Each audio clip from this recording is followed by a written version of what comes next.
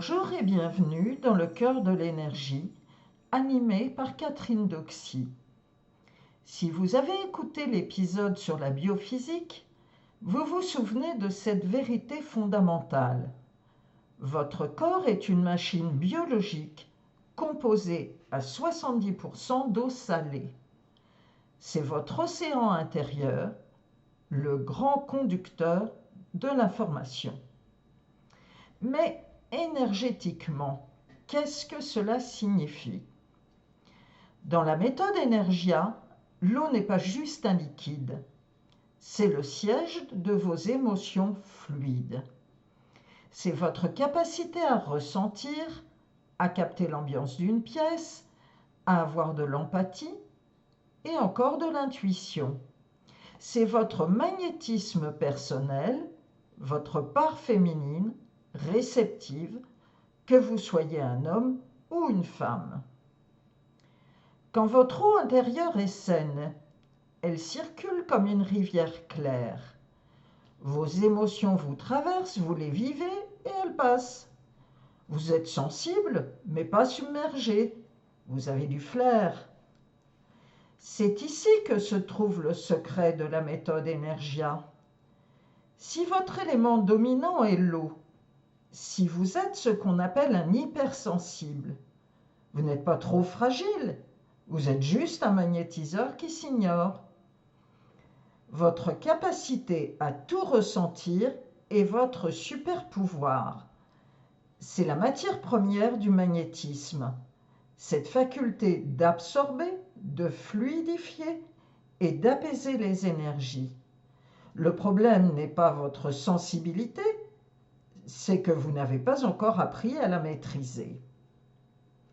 Imaginez une eau qui stagne. Elle devient un marécage.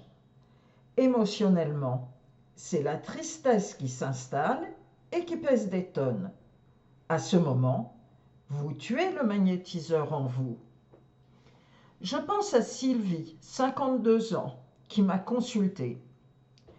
Depuis le départ de ses enfants à la maison, elle ressentait une sorte de mélancolie collante, un vide qu'elle n'arrivait pas à évacuer. Son eau intérieure ne coulait plus, elle stagnait dans le passé. Il y a aussi le problème inverse, l'inondation. C'est l'hypersensibilité qui devient une torture parce qu'on absorbe tout comme une éponge saturée. C'est le cas typique d'Olivier qui est infirmier. Il me disait « Catherine, mais je rentre le soir, je suis littéralement noyé sous les problèmes de mes patients. Je ne sais même plus si c'est ma maladie ou la leur, ma tristesse ou la leur. » Il voulait fermer les vannes pour sortir la tête de l'eau. C'est une erreur. Si vous asséchez votre eau, vous vous coupez de votre intuition et de votre vitalité. Vous devenez sec, cassant. Le but de la méthode Energia n'est pas de construire un barrage, mais de curer la rivière pour que ça circule. C'est de transformer votre hypersensibilité subie en un magnétisme maîtrisé. Alors, comment gérer votre eau? La première clé, c'est l'acceptation du flux.